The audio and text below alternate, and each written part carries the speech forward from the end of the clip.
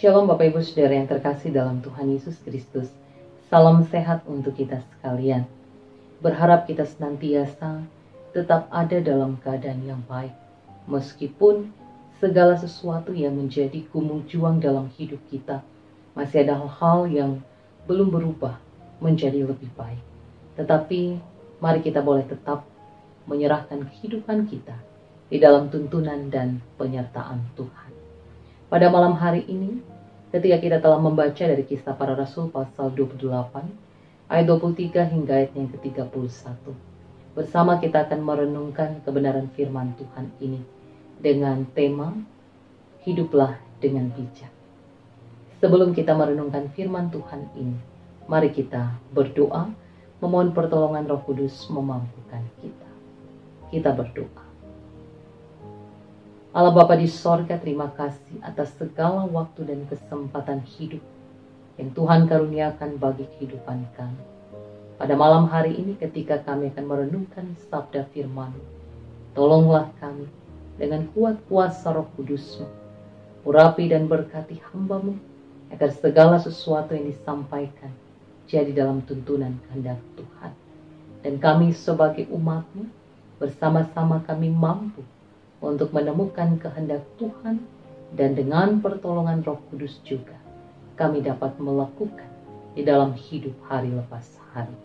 Bersabdalah bagi kami ya Tuhan Yesus, sebab kami siap sedia untuk mendengar. Amin. Bapak Ibu Saudara yang terkasih dalam Tuhan Yesus, ada 3 hal yang tidak dapat kembali dalam kehidupan kita. Yang pertama, waktu. Ketika kita berbicara tentang waktu, kita tentu bersepakat bahwa waktu itu tidak dapat diputar kembali. Waktu tidak berulang kembali. Ketika kita menjadi seorang dewasa, kita kemudian memilih untuk menjadi seorang anak kecil. Tentu, sifat kekanak-kanakan itu dapat kita tetap miliki. Tetapi untuk menjadi seorang anak kecil, kita tidak dapat kembali pada situasi yang demikian. Namun, ketika waktu ini tidak dapat berulang kembali, tetapi kita dapat menciptakan kenangan-kenangan yang berarti dari setiap waktu yang kita jalani. Yang kedua, ucapan atau perkataan. Setiap saat, perkataan-perkataan yang keluar dari mulut bibir kita tak terhitung jumlahnya. Kita kemudian memahami bahwa ucapan atau perkataan yang telah keluar dari setiap ungkapan bahasa kita itu tidak dapat ditarik kembali. Apakah ucapan atau perkataan yang membangun kehidupan seseorang ataukah bahkan mendatangkan perasaan tersakiti karena kata-kata yang bernada tajam, merendahkan, atau bahkan melukai. Dan yang ketiga, ketika kita memahami kesempatan juga dapat menjadi hal yang tidak dapat kembali lagi, kita kemudian mengingat kepada apa yang sering kali kita dengarkan, bahwa kesempatan itu tidak dapat datang 2 kali.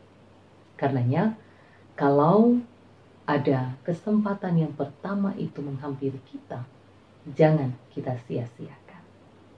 Bapak Ibu Saudara, dengan demikian kita dapat memahami bahwa ketika keadaan ini betul-betul mengingatkan kita bahwa segala sesuatu itu tidak dapat kembali seperti semula yang kita inginkan dalam soal waktu, ucapan atau perkataan, dan bahkan kesempatan.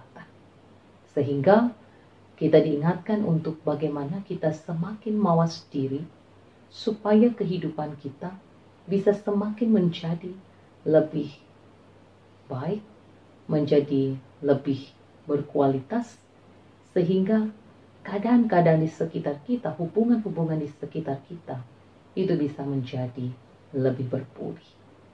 Karenanya pada malam hari ini ketika kita membaca dari Kisah Para Rasul pasal 28, ayat 23 hingga ayat yang 31, kita juga mendapatkan sebuah pesan yang memberikan peringatan kepada kita tentang bagaimana kita harus belajar untuk hidup secara bijak dengan kesempatan dan kehidupan yang kita miliki pada saat ini, terutama menyangkut kehidupan beriman kita.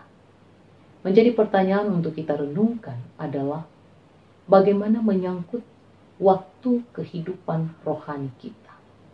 Bagaimana menyangkut waktu kehidupan rohani kita, apakah semakin lebih sehat ataukah kehidupan rohani kita datar, biasa-biasa saja, tidak ada sebuah keinginan yang semakin lebih optimis untuk memajukan sisi kehidupan rohani, membangun spiritual kita. Bagaimana dengan setiap ucapan atau perkataan kita terhadap orang-orang yang ada di sekitar kita? Apakah yang keluar dari mulut bibir kita itu adalah ucapan atau perkataan yang lebih banyak bernada negatif ataukah bernada positif? Dan bagaimana dengan kesempatan kehidupan yang masih diberikan oleh Tuhan kepada kita, tentu menjadi sebuah keadaan yang tidak hanya kita syukuri, tetapi bagaimana kita mau untuk terus memperbaharui kehidupan hari-hari yang kita jalani. Karena itu Bapak Ibu Saudara yang terkasih di dalam Tuhan Yesus, ketika kita belajar dari bagian kebenaran firman Tuhan ini, kita diperingatkan tentang dari sisi kehidupan pengalaman yang dialami oleh Paulus berhadapan dengan orang-orang Yahudi yang ada di Roma.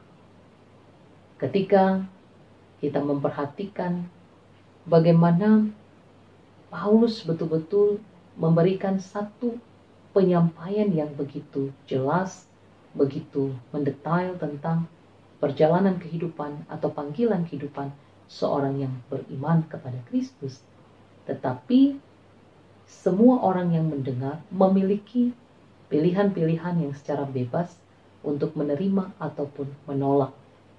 Sehingga dalam situasi ini Bapak Ibu Saudara yang terkasih, kita kemudian juga memahami bahwa keadaan yang demikian mengingatkan bahwa sekalipun keselamatan itu telah dianugerahkan oleh Allah kepada semua manusia tanpa terkecuali, tetapi tidak semua orang mau memberikan tanggapan atau respon yang baik untuk menerima anugerah keselamatan itu. Artinya untuk semakin beriman dan percaya kepada Yesus Kristus.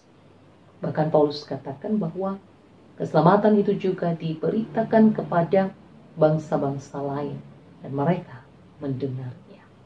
Jadi Bapak Ibu Saudara yang terkasih, dalam situasi ini kita betul-betul diajak untuk kembali melihat dalam proses kehidupan iman kita. Bagaimana kita diajak untuk hidup lebih bijak, mempergunakan segala waktu kesempatan ketika kita betul-betul diberikan kesempatan untuk memperdalam firman Tuhan, kita gunakan hal yang demikian. Jangan kita sia-siakan. Jangan kita mengeraskan hati kita, tetapi kita betul-betul meminta roh kelemah lembutan daripada Allah untuk menolong kita, sehingga kita betul-betul dapat menjadi pribadi-pribadi yang semakin membuka diri untuk diubah oleh Tuhan, untuk semakin lebih lagi membuat kehidupan ini menjadi lebih berarti. Karenanya Bapak Ibu Saudara yang terkasih, di minggu Advent yang ketiga ini, bagaimana kita diajak untuk terus semakin merenung, mengintrospeksi diri kita. Di dalam sukacita atas kehadiran Allah dalam hidup kita, namun kita juga terpanggil untuk senantiasa memperbaharui kehidupan. Supaya apa? Supaya kita tidak menyesal pada akhirnya. Karenanya kita tahu bahwa sesal di akhir itu tiada guna jika masih ada keadaan-keadaan yang Tuhan percayakan sampai pada saat ini. Waktu, kesempatan, jika masih diberikan keadaan untuk kita semakin lebih membuktikan bagaimana proses pembaharuan kehidupan iman kita, maka mari kita bijaki dengan sungguh-sungguh. Oleh karena itu, mari hiduplah dengan bijak, dengan pertolongan Tuhan. Tuhan memberkati kita melalui kebenaran firman.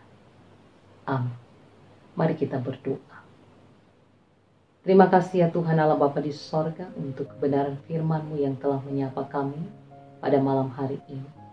Biarlah kami boleh terus memperbaharui hidup untuk menjadi pribadi-pribadi yang semakin mau dekat dengan Tuhan, menghargai keselamatan yang Kau anugerahkan, dan tidak menyia-nyiakan kesempatan hidup ini berlalu begitu saja.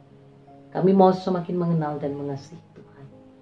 Demikian kami bersyukur dan menyerahkan seluruh kehidupan ini. Terpujilah nama-Mu ya Tuhan. Amin.